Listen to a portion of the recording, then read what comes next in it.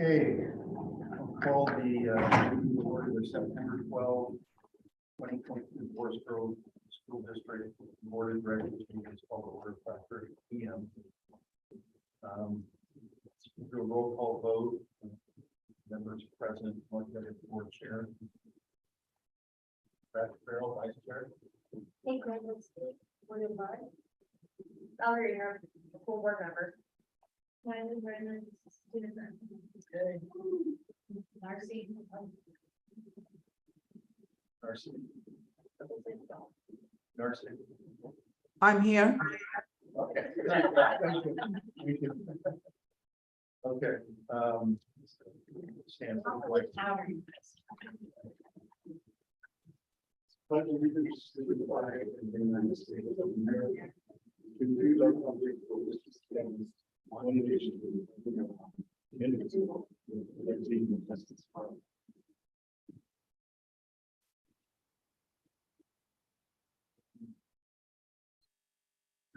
So audience and staff. John O'Neill, Assistant Superintendent. Dwight Schrute, Assistant to the Regional Manager. Rick Vignon, Technology Department. Mark Hughes, Director of Facilities. Eileen Flute, Director of Finance and Operations. Kimberly Shear, Director of Student Services. And we're in HR. Karen O'Neill, High School Principal. And Cornelius. David Warner, Communications. Thank you.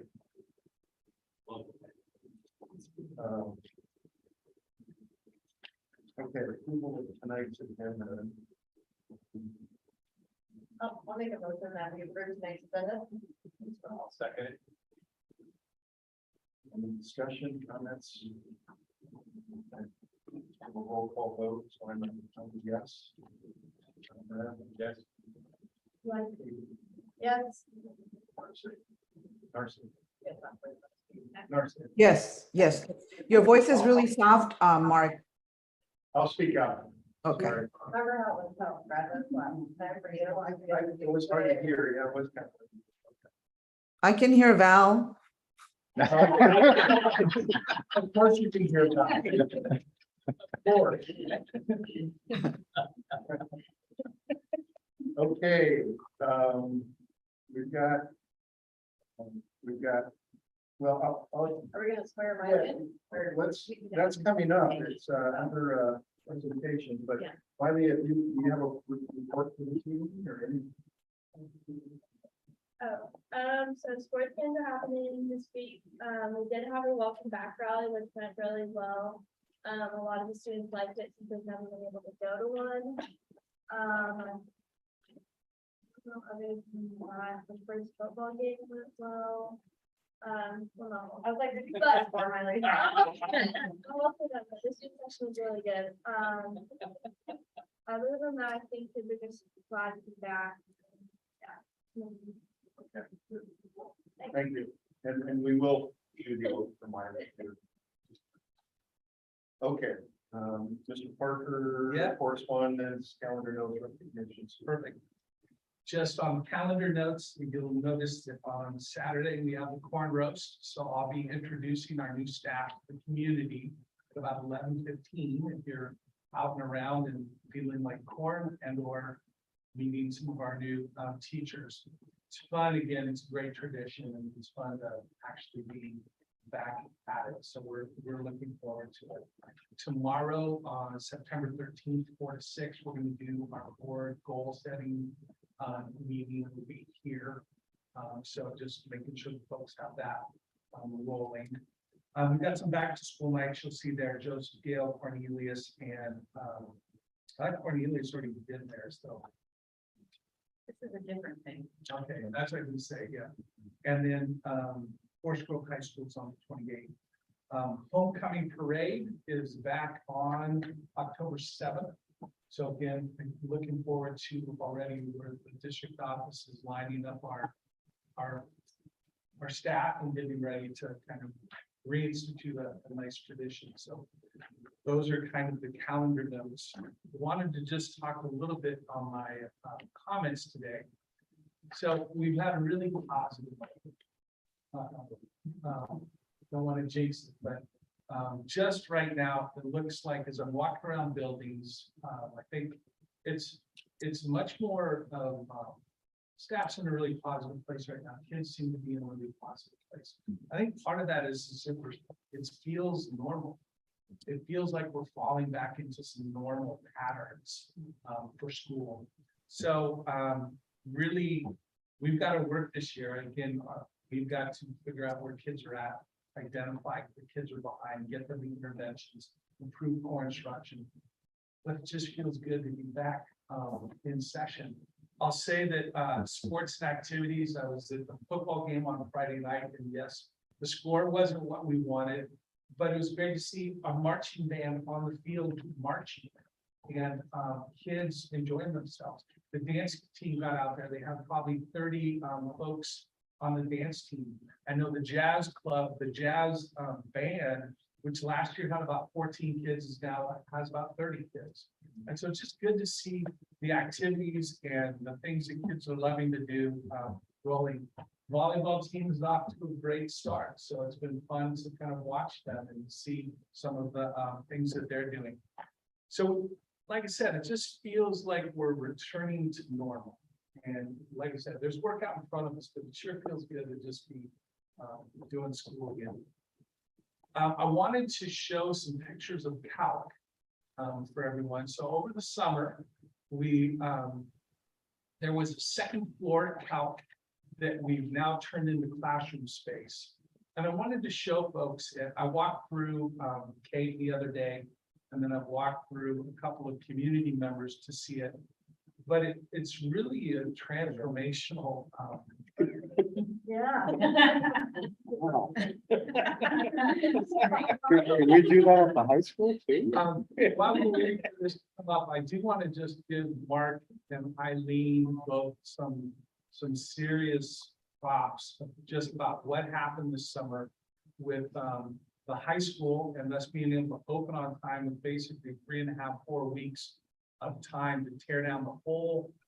And then this calc remodel, again, it's already, last year the first part of the year, we averaged around 30 kids. He's upwards of, I forgot the numbers as he's bringing that up. 9th grade, we have 1, 10th grade, we have 14, 11th grade, we have 24, and 71 seniors. And it's about 25 of those kids are in doing online too.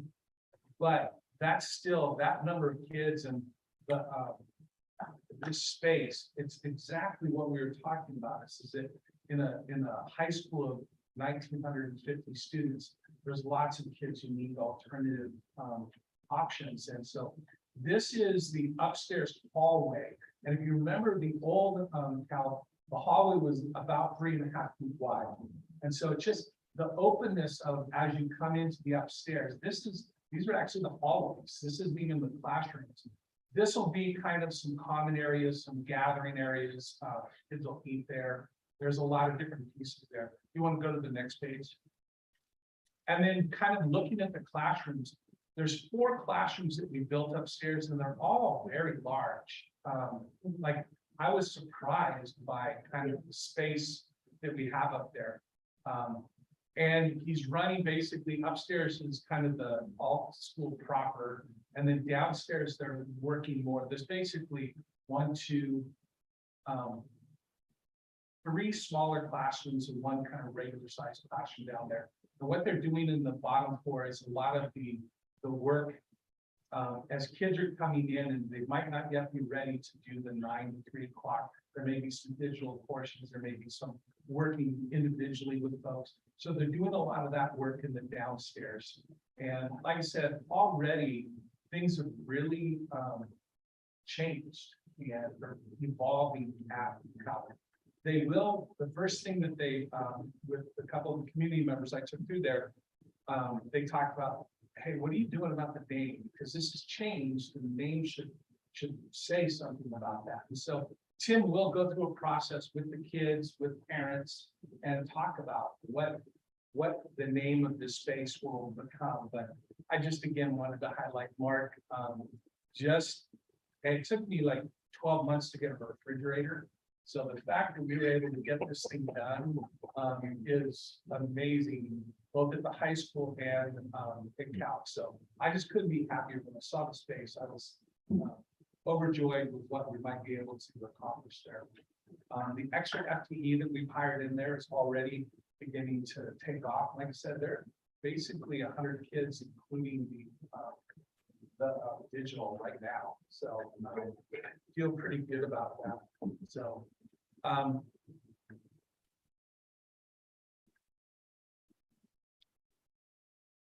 that's it. The major points to make. Thank you. Okay, unscheduled public appearance. The board appreciates community members sharing information during public comment. Public comments will be made each person or submitted through the designated form on the webpage. Be read by district staff or registered Zoom participants who indicated through the form they wanted to provide their comment live. Public comments should be limited to 3 minutes, as is the protocol for board meetings. Public criticism or complaints about school district personnel are not allowed at this time. Are there any public comments? No. Okay, thank you. Okay, moving on to the consent agenda. Consent agenda is made up of routine, non-controversial items to be voted on under one motion. Are there any items within the consent items the board member or the superintendent wishes to discuss separately? No? No. So if not, we need a motion. I'll make the motion to superintendent as presented. Second. Any comments? So we'll do a roll call vote. Yes. Kate?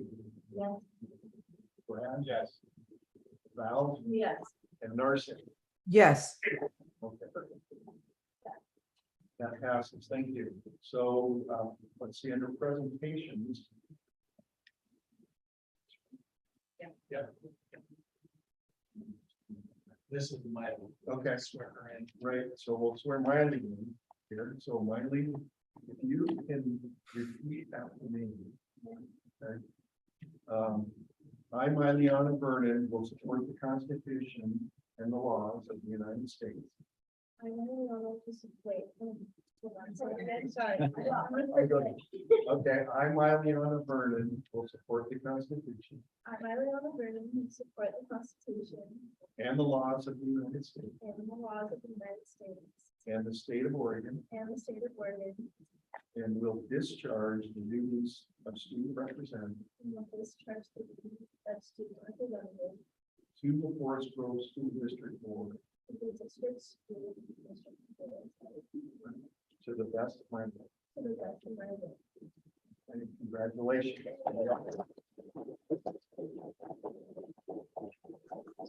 Welcome. Again, this is the sort of For first in person. yeah, first in person. Okay. We've got John.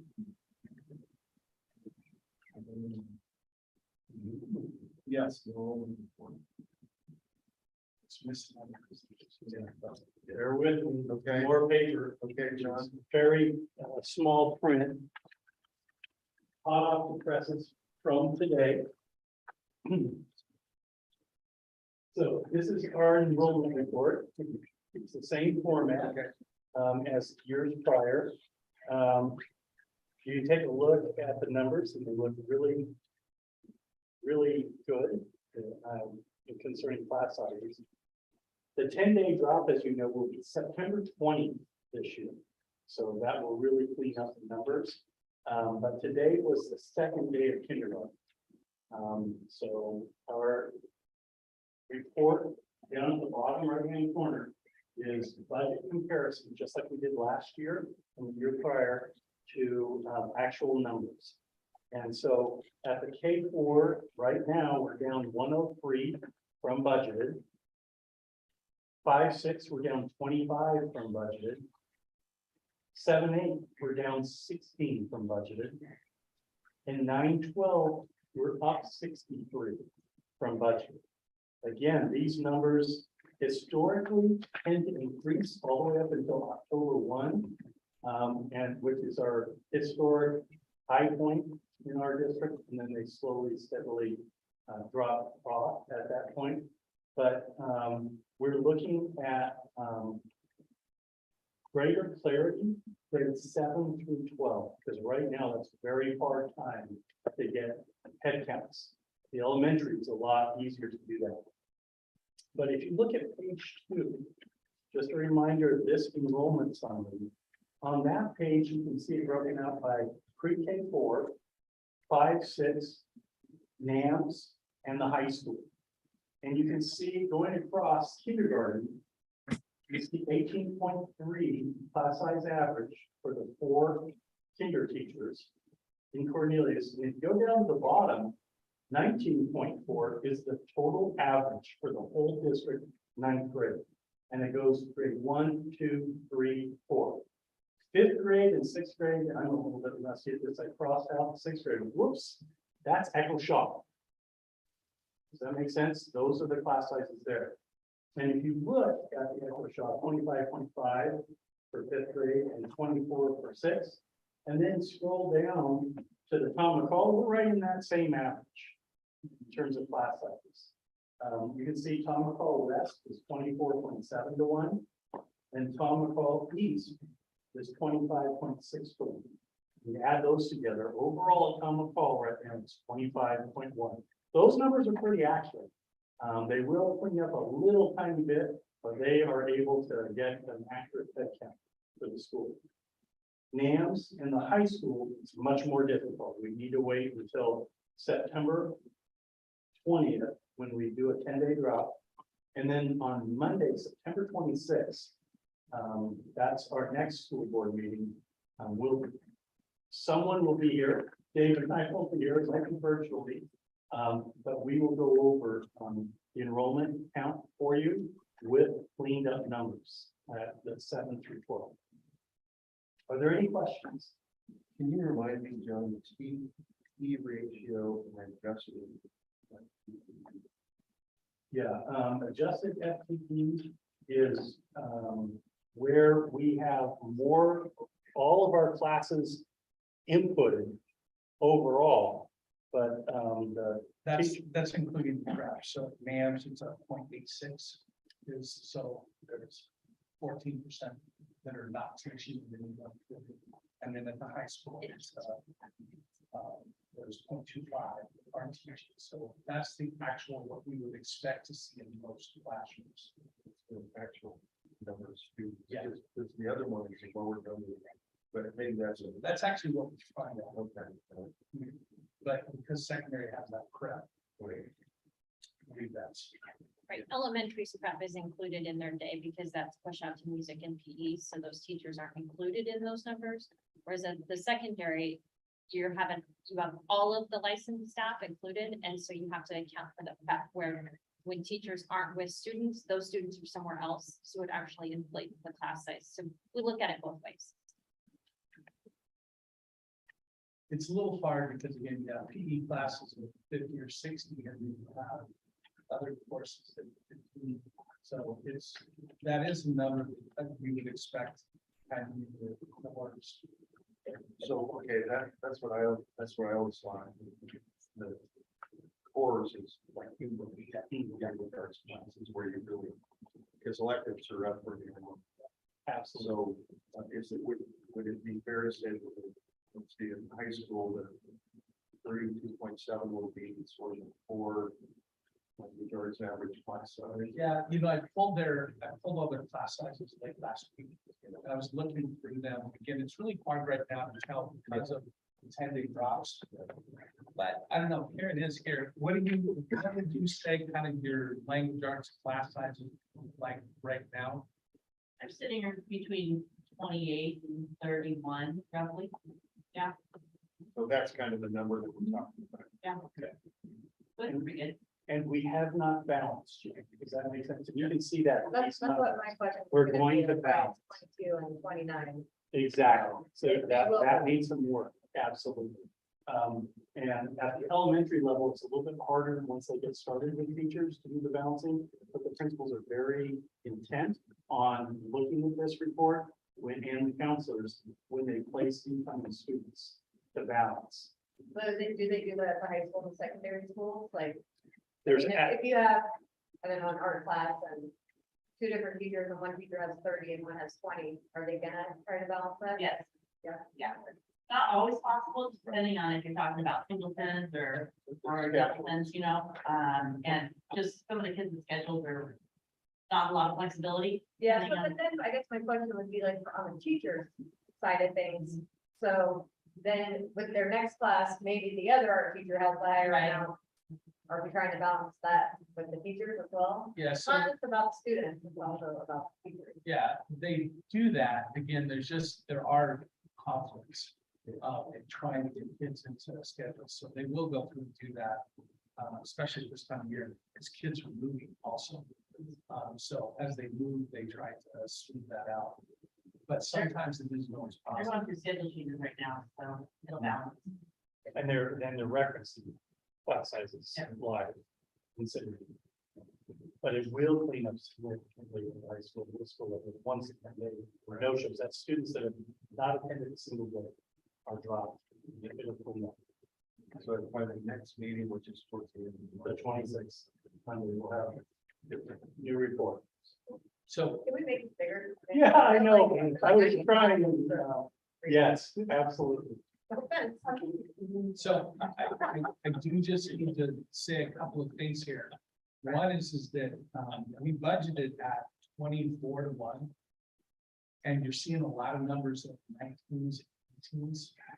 And so I just want to point out that somewhere down the road, we're gonna have to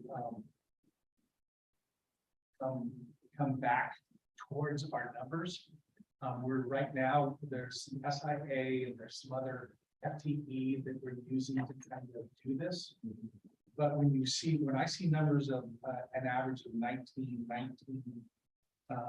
22, 22, 21, that begins to, I mean, well, your composite's down 61. right, So if your composite's down 61, and the bulk of that composite is the K4. And those are your numbers that you, and this will change, rest will change. and I think at this point, I don't think we're necessarily, we have FTE in the pocket, so this isn't necessarily like we're gonna have to make changes here. I just want to temper everyone's because the class size is 19. That's not what we budgeted, and so sooner or later that we have to deal with that. Now, I don't think that's necessarily going to be soon, but bill comes due at some point. We're able this year with the carryover in our fund balance from last year to be able to continue and sustain this level of funding, even with the reduced enrollment.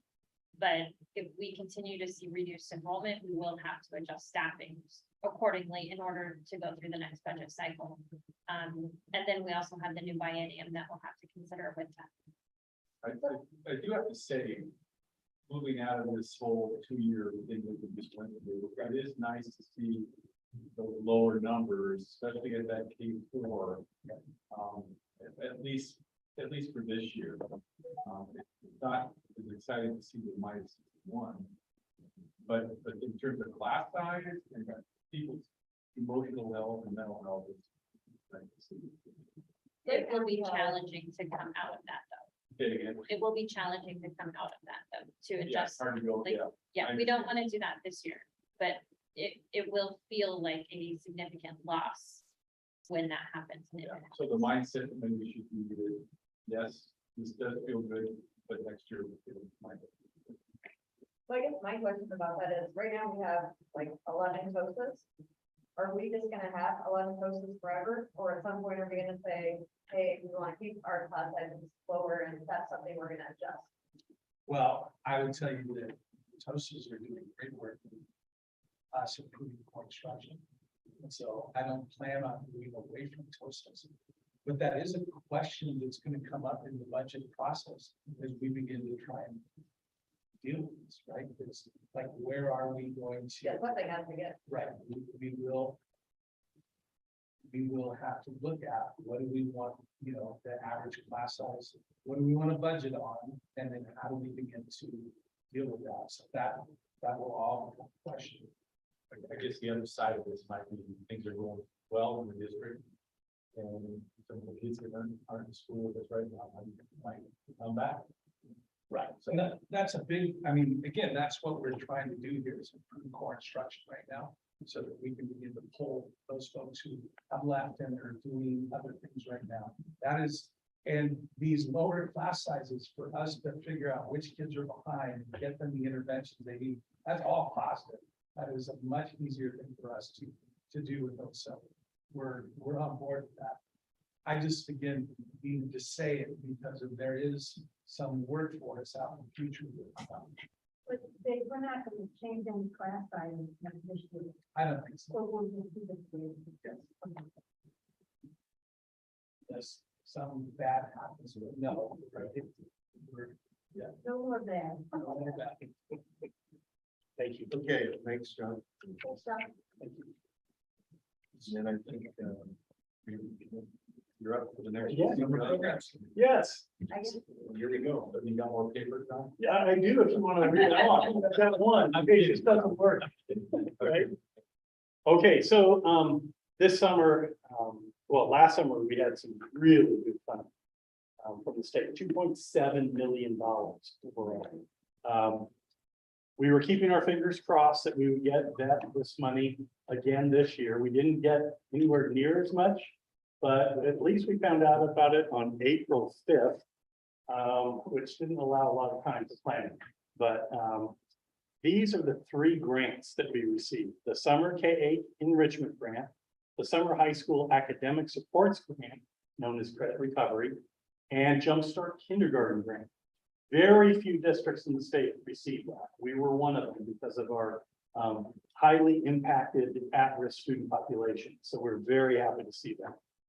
So the K-8, we received $714,000 to our district, and it required a district match of $178,000. Usually that's out of ESSER or any other contributions that we make. So that total budget is $793,000. And the purpose of that money is to provide academic learning, readiness and supports, and social and emotional services to students over the summer. They had multiple guidance meetings, and each one is about that thick in terms of the manual, how to use the money. But again, our district went all out in doing so. We offered a program June 27th through July 21st, Monday through Thursdays. It was 4 hours a day, 9:30 to 12:30. And we provided transportation, breakfast, and lunch free in charge. We offered at 3 school sites, and I just want to give, again, huge kudos to Mark and Randy, the whole team, because this dramatically impacts. What's not in this presentation is our migrant students group. These are new programs, so that's in addition. But we were able to use all of Cornelius, all of Tomahawk West, and all of Tomahawk East. Tomahawk East housed our NAMS students. We had 122 special education students participated in the summer program. 264 ELL students participated, 635 economically disadvantaged students, and 807 students of color participated. The reason why I share that with you is those are the target audiences that the state grants funded, but with our funding allocation, we invited everybody, every single student had an opportunity to participate. At Cornelius Elementary, that site served Cornelius, Echo Shaw, and Fern Hill. Transportation again was an issue this summer with limited bus drivers. I again want to give kudos because our bus drivers stood up and said, yeah, we'll go ahead and drive. Our kids need this, which is awesome. 147 kids participated at Cornelius. We had a 68% attendance rate during the summer. That's awesome because a lot of families had other plans during the summer and they could leave for a week and then come back for a week. We had 12 students, 12 teachers and 13 classified staff support the 4-week program. And we focus on math support, reading support, and enrichment and makerspace. At Tom McCall Elementary, this is West, we serve Harvey Clark, Dilly, Joe Gale, and Tom McCall and Echo Shaw fifth, sixth. Summer Johnson volunteered to be our summer programs principal there. And we had 287 students that participated, 57% attendance rate. And students served were grades 1 through 6. 18 teachers participated, 16 classified, 4-week program, math, reading, and enrichment opportunities. This year, they shifted more towards academic support, getting kids up to speed in terms of learning loss, in addition to some limited enrichment opportunities. So we surveyed our kids. So this is grades 1 through 6. Did you like summer school? 89% yes. Did it help me with my math skills? 86% said yes. Reading skills, 77. Writing skills, 78. Do you think we should do summer school again next year? 87%. The favorite parts of summer school were Lego robotics, art, math, science, recess and lunch, of course, arts and craft and experiments. One kid wrote everything. Parent survey. Summer school provided additional learning to my kid. 98% said yes. Did it provide fun activities for your students? Yes, 98%. Do you think we should do summer school again? 100%. In today's society, 100% of people agreeing, you know you're doing something right. So favorite part of summer school, Lego robotics, art, friends, teachers, fun, just a really positive feel. And then here's some parent, anecdotal feedback. I love the program, maybe include STEM visitors and a couple of field trips. And where that's coming from is we had extensive enrichment opportunities last year with the additional monies. We had over 13 partnerships during, and we couldn't fund to that level because we just needed to see how many kids came in. But child's favorite activities, these are quotes from kids, all fun activities. She really loved visiting the fire station, parent survey. All fun activities they did in class, examples, tie-dye shirts, slime, bracelets, field trips, and some academics. Summer school helped my child to get them to meet new friends from different schools and learn different things. And then improve their reading and get hooked on reading at home for library prizes. You like that, Kate? I love it. So, summer staff surveys. Summer school provided additional learning, 97% said yes. Staff said 97% provided fun activities. My favorite part of summer school was seeing kids in a more laid back setting, seeing kids progress academically and retain skills and curriculum taught to them during summer school. They also enjoyed the smaller class sizes that allowed them to get to know students better, and that we had more time for fun activities and field trips outside of the regular school year. Middle school, again, this was at Tom McCall East. Juliana Kelly stepped up and was our principal for the summer program. 68 students participated. Now, we also have another middle school program for 8th graders that was held at the high school. So we intentionally planned for that as well. But 68 NAMS students participated. The whole school was invited last spring. 51% average attendance, served grades students in 7-8, 3 teachers and 1 counselor, 6 classified staff participated. Again, held concurrently with all these other programs for a week and focused on math, reading, enrichment opportunities. The 2 classes that they offered were the art of toy and sewing. And all the students got into it, especially our male students. Student survey, 6-8. What did you like? There's a mixture of things you can do, seeing friends, learning math, how teachers make things fun and not boring, the chillness of it, science, preparing for the high school. What would you change? Start at 9 instead of 8:30? Honestly, nothing. I think students would like it just how it is. No one said more activities. Summer school helped me not be bored, helped me with math, do better math, and make better paper airplanes. And paper airplanes is an activity where the science activity, it wasn't just them in the back of the classroom. Good clarification. Yeah. Staff results. I believe that summer school is effective in providing additional learning to our students who have been impacted by the pandemic. 91% of the staff said that. What was your favorite part of summer school to students? The opportunity to teach in a general ed environment, to collaborate with coworkers I would not have collaborated with otherwise, and to give sixth graders an advanced look at middle school and the peers and staff they will be working with at NAMS. And then seeing the growth in students getting to interact with them in a more relaxed way. Parent survey, 91.3% of the parents rated this experience as an 8 or above on a scale of 1 to 10. What'd you like? I like both of my kids learned a new skill, which is sewing, that's open to all students. And then 2 Spanish survey responses. Don't want to put anybody on the spot, but I'm not sure everybody can do that, but it was positive. I know that we included it.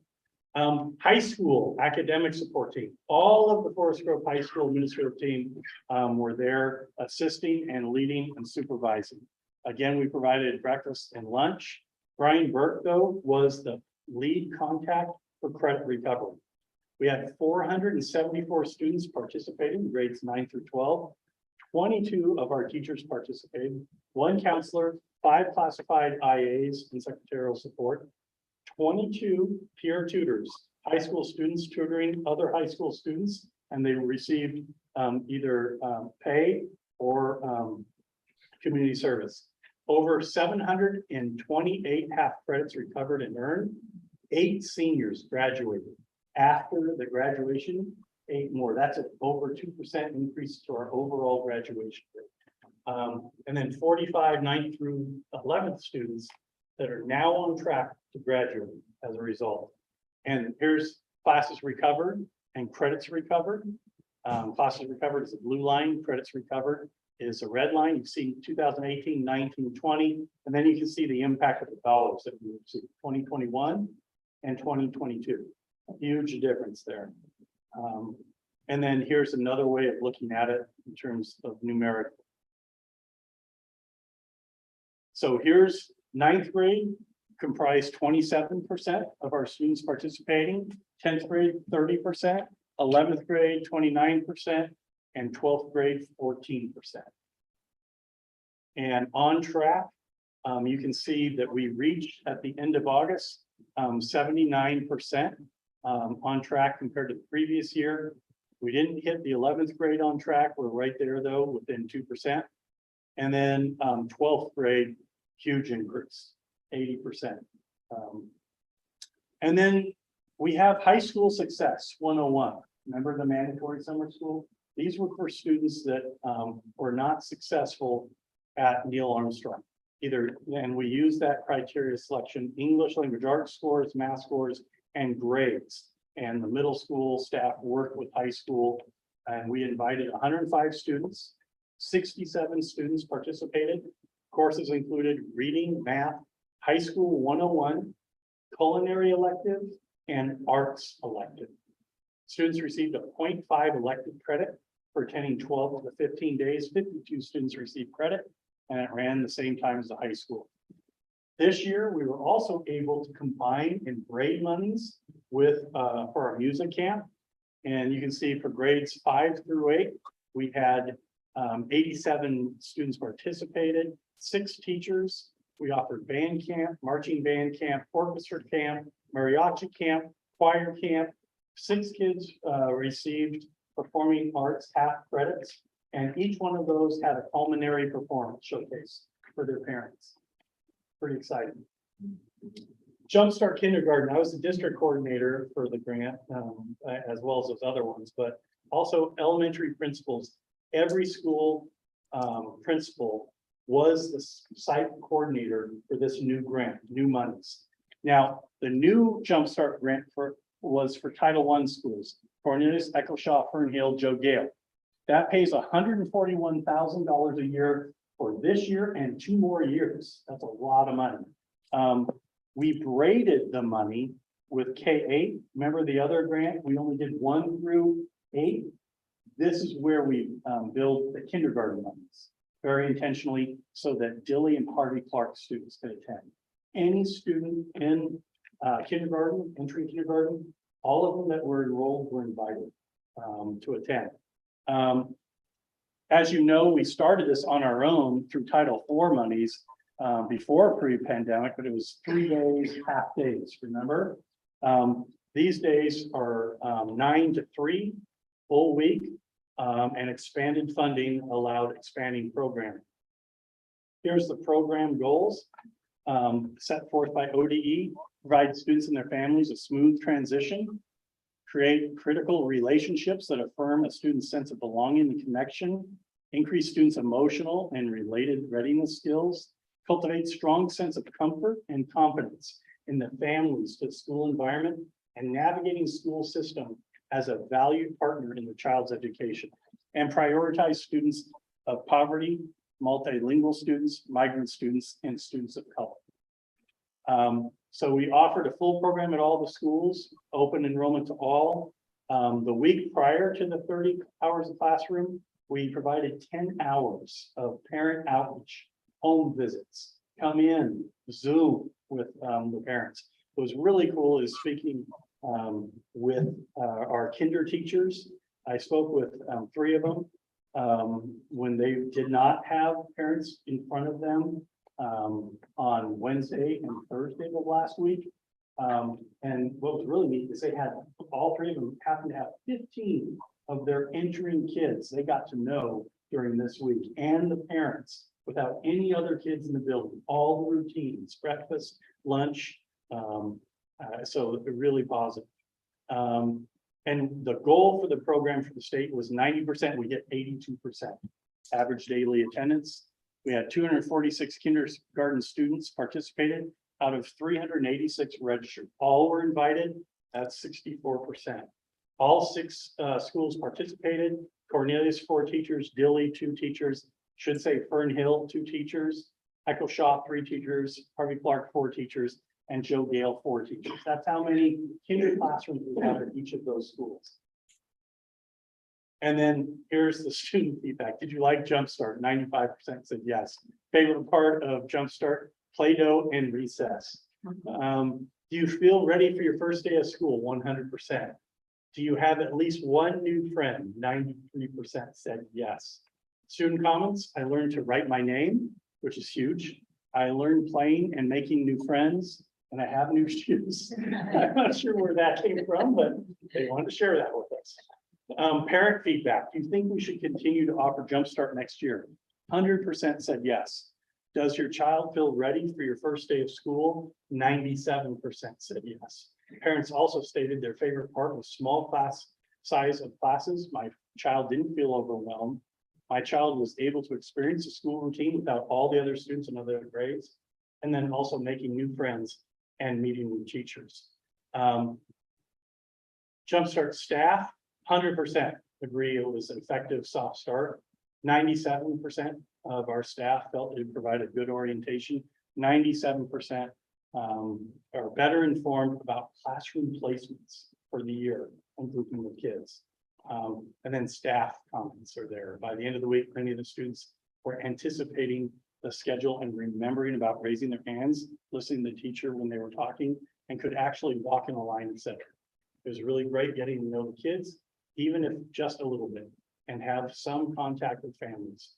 For kids, Jumpstart helps ease their nervousness about school, and for all it gives a good intro into school life and a sense of comfort when they come in with bigger kids, having been there and got to meet their teachers and some friends. Just to let you know, ODE, they're lobbying hard for continued funding. And today I filled out a response and provided these statistics that we gathered, as well as our parent comments and staff comments. So that's exciting. So anyway, what we were just saying, and I'll let Dave handle, this part. We just need your help and support in terms of continued funding as a priority. We'll actually be out in this. New biannual, we'll be out talking to them about that. And this has been positive for us. So we'll be seeking to continue this level of support. So I just want to say thanks to the teachers and staff who gave up their summer vacation. Thanks to summer school administrators. Thanks to Midco bus drivers, food service, Dexo custodial teams, our business services department staff are processing all the orders, along with Brigetta and our curriculum instruction department staff. And again, thanks to ODE for funding these programs. We hope that it continues, and we strongly hope that Jumpstart will. But I need the summer K-8 enrichment for us to offer the Jumpstart full program to all schools and all kids in the district. Are there any questions? Well, I just have a comment. It looks like 3/4 of the teachers participating. Yeah, And you know that? huge, That's really, huge. I think that's really wonderful. Thank you. And yeah, we just want to make sure that we provide these opportunities for as long as we can. When the state has turned back, they over collected in terms of taxes and they're putting it back in the ticker. And we're just hoping that ODE and the legislature somehow figures this into our ongoing budget without taking away from our state school fund, put on top of it. Because it's a great investment for our kids. Our kids use it. Thank you. Thank you. Thanks, Jeff. Thanks, Enrique. Okay, let's see. Presentations for this evening. Action items, we have a number of them this evening, so we'll get right to them. First one is the Forest Grove Education Association appointment agreement. That's already here, right? Well, I feel like this is a report on what we did this summer, and I think John wins for having the most fun because I got to negotiate with several of you, a lot of these agreements, and contracts, so there you go, John, yeah, nice summer report. All right, so I'm gonna go through these one by one. Mark, that's okay with you and the board, and we'll just take questions as we go. So again, ready to present to you, I'm gonna do the first 4 agreements. These are agreements for you to consider and vote on tonight for our different employee groups. So the first one is a new 3-year contract with the Forest Grove Education Association, FGEA. We reached a tentative agreement on August 11th, and FGEA ratified that on the 2nd of September. I want to thank the members of the negotiation team. Mark was on there, Dave, Eileen, Kim, Colleen Lord, Juliana Kelly, Mariela Morales, Brian Hunford, and Joe Sheehan. So that was our team. So I'll just go through the financial updates on that. First of all, year 1 reached a base salary increase of 4% with a $25 increase in the insurance cap. Year 2, a base salary increase of 3.25% with a $25 increase in the insurance cap. And then year 3 will be a financial reopener. So we got a 3-year contract with leaving the 3rd year for negotiations. Just a couple brief things I want to highlight that we worked on an agreement. The first was we agreed to a bilingual stipend of $600 for those who can demonstrate proficiency in an assessment that the district will select. I'm working right now with a testing company called STAMP, which is used by Tiger 12, and Beaverton is also looking into this. So it's a way that you can test for proficiency on that. So that's something that I think, the team was, that the interests were coming from the union about that item. Also, staff is able to now use up to 80% of their tuition reimbursement funds for conferences and workshops, and they can use the balance towards tuition reimbursement. And then the last item I just want to highlight is we did agree to establish a small committee to finish up the discussion and negotiations on the extra duty schedule. That one always takes a little bit extra time. We've got a good start on it. We're going to have a committee working on that, making recommendations to the negotiations team by December 1st. So those are just the highlights. I'm happy to take any questions that you have on the rest of the changes that were outlined in the memo.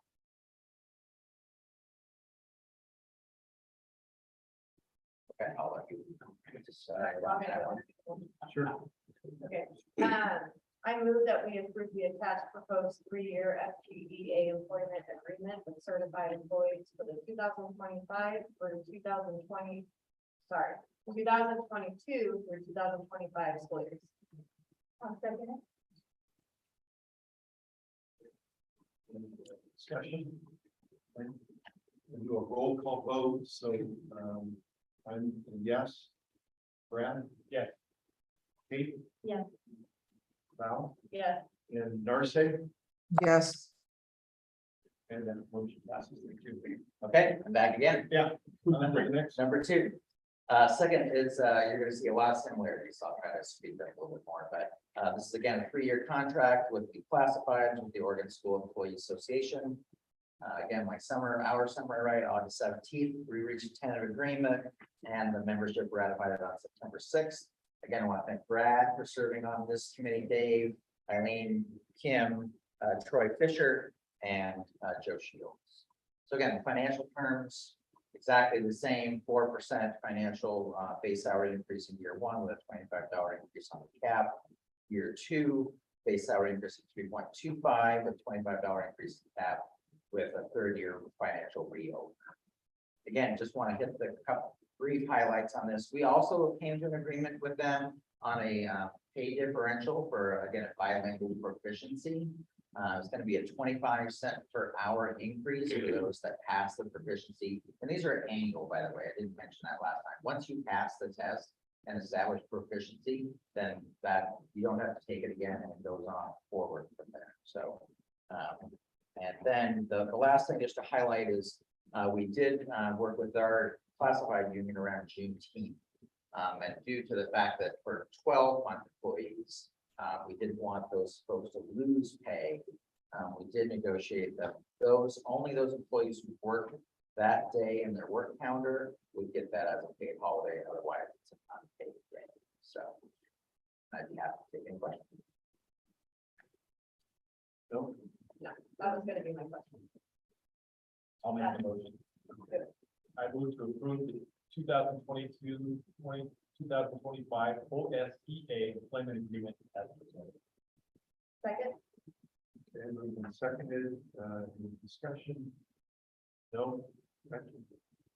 So, we'll roll call vote. Kate? Yes. Valerie? yes, Darcy? Yes. Brad? Yes. And I'm a yes as well. Thank you. And then number 3. Number 3, confidential supervisory. Again, this is a confer and consult. So Dave, Eileen, and myself met with this group. Again, another 3-year employment agreement.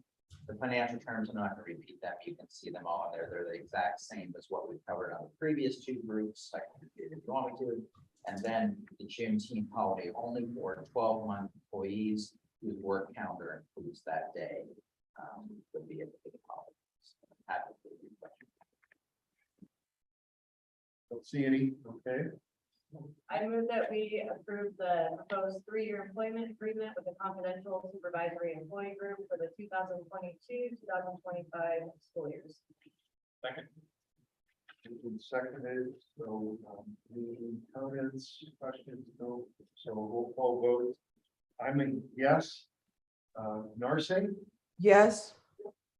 Valerie? Yes. Kate? Yes. And Brad? Yes. So that passes. Thank you. Number 4. Your last one. Thank you. Yes, for work. All right, this is the administrator group. Again, very much similar to confer and consult. Dave, Eileen, and myself met with the representatives. And again, financial terms, exactly the same as the previous agreements that we reviewed. Juneteenth, again, just for consistency's sake, is going to be made as a paid holiday for those that work a 240-day contract. So that is the high school principal, the high school assistant principals, athletic director, literacy coordinator, and the ELT equity migrant coordinator. Those are the only administrators that work at 240. And they will have that as a paid holiday. And then just so you know, if you know this, we talked about the alternative high school principal. We need to add that, right, as a position that we previously approved. And then the same thing, the ELT migrant equity coordinator. That had been approved. It just we had already signed together for that position. So I'd be happy to take any questions. No questions. So I'll move that we approve the 2022-2025 administrators employment agreement. Okay, moved and seconded, so I'll do a roll call vote. Having yes, Brad? Yeah. Kate? Yes. Valerie? Yes. And Narcy? Yes. Thank you. Thanks, Kevin. Thank you. The director's contract follows the administrators. There's basically the same financial package that we 3-year plan. Well, it's a 2-year basically. It's 4% and then 3 in that order. $25 for the medical. We did for 4 directors who are working 12 months. We added June, the day after Christmas as always. Thanksgiving, thank you, yeah. That now agrees with all of the other 12-month employees. So that's the reasoning behind that part of it. And I'll take any questions if you have. Don't see any. Okay. I move that we approve the 3-year employment agreement with the director's employee group for the 2022 through 2025 school years. Second. Moved and seconded. We'll do a roll call vote. Narcisse? Yes. Val? Yes. Kate? Yes. Brad? Yeah. And I'm a yes also. Thank you. So the next one is an addendum to the director's contract that specifically speaks to Irene's contract. As a business manager, she's licensed by a different group. The administrative group has a state law that protects them on termination without cause. Superintendents now have a law that governs their termination without cause. So this addendum basically just provides that protection for her because of she's licensed by a different group. It's exactly the same as what an administrator would get, and it's exactly the same as what the superintendent's not get. I'll move to approve the 2022-2025 Director of Finance Employment Agreement as presented. Second. Okay. Moved and seconded, so we'll do a roll call vote. I'm a yes. Kate? Yes. Val? Yes. Narcisse? Yes. And Brad? Yes. And passes, thanks.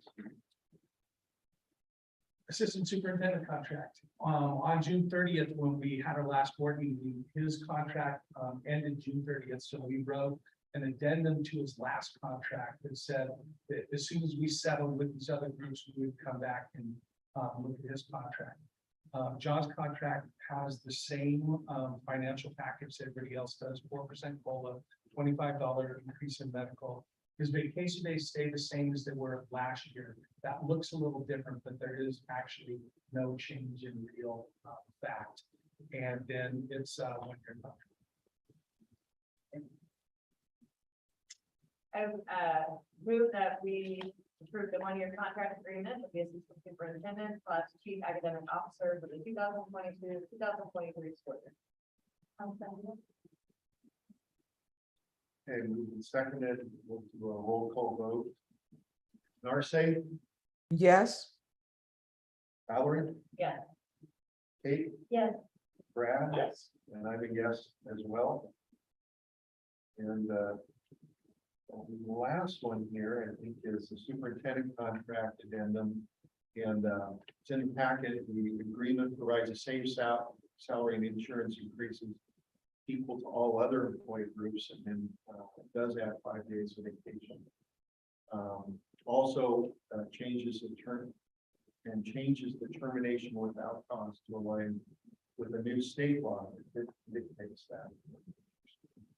So, is there a motion to approve? I move to approve the superintendent's contract amendment as presented. Second. Okay, full vote. I'm a yes. Brad? Yes. Kate? Yes. Valerie? Yes. And Narcisse? Yes. And that passes. Thank you. And I think Lee, you're up for the budget committee vacancies. So tonight we have declaring the open budget committee vacancies and directing admin on how to proceed with the process for you this year. In the board packet, we had a copy of the application and the proposed posting based on prior years. And then the proposed process, also based on prior years, would be that at the end of October, October 27th, we would publish in the news times, on the district website, Facebook, and then other district resources. Then we would accept applications through November. They would close on November 30th. The board would interview applicants between December 5th and December 9th. And then at the December 12th board meeting, we would appoint members. And I'm sorry, I did not attach this in there. I forgot to add the link, so happy to get it in there. But I can send you guys a copy of this timeline that I just kind of outlined, but it'd be really posting it and publishing it October 27th, closing November 30th, and then the board would have an opportunity to interview. And then at the December 12th board meeting, we would appoint the members. We have 2 open positions, 1 3-year position, and then the alternate position that will expire on June 30th. Okay. Any questions? Okay. So I'll move to approve the posting for budget committee vacancies as presented. Second. All right, we'll do a roll call vote. Narce, Yes, Valerie, Yes. Kate, Yes. Brad, Yes. and I'm a yes as well. Thank you. I think that is it for the action items. We have future action items. I believe it's here in budget development. So tonight we have in the board packet a copy of the proposed budget development calendar for the 22 or 2023, 2024 budget year. This budget calendar follows the prior year's budget calendar fairly closely, and no major changes. So tonight we just have it here for you to review, and then it will be on the next board agenda for approval. Thank you. And future action items, policy and administrative rule, IPM, graduation requirements for reading. Thank you. A presentation was provided at the last school board meeting on board policy, administrative rule, IKF. At our last board meeting, we discussed the options the board has in regards to this policy administrative rule in order to get feedback in terms of how to proceed. Our district successfully accommodated our Forest Grove School District Honors Diploma in the administrative regulation. And when we eliminated all the other information that OSBA transferred to the board policy itself, it leaves just the honors diploma. So it stands nice by itself. So are there any additional feedback or questions? Okay, so, yeah. And we'll come back at our next board meeting for a second meeting action. Okay, thank you. The one thing we probably should just touch base on is the ODE, since we met last time, there was questions about essential skills. ODE is published, its recommendation right now to eliminate essential skills. So just, yeah, that was, we don't exactly know where that's going yet, but that's the recommendation. Why is that? I'm not sure how effective tying the diploma to the SBAC was. But I also know that they haven't talked about what are we doing, and even just, again, we don't want to be lowering graduation expectations. We want to maintain high expectations there. So I think there's a lot of conversation about what we are doing next and what does that look like. Again, I think we have, with the honors diploma, we have a strong opportunity for kids to reach. So I don't know, I think this is going to play out over the next year. And whatever they do will come in on the next 9th grade class. So it won't be, but that last time we talked, they still haven't come out with that yet. So. Okay, I think, the only other comment, I don't know, are there any board discussion comments from any board members? I would just say that, I'm gonna be traveling out of the country for the next month, so, I'll expect that public and, Brad will step in my absence if that's required. I may still be able to run the meetings while I'm away. The time difference is pretty significant. But, so I just want to make that, for the next two meetings, I will not attend. And with that, I'll struggle through that.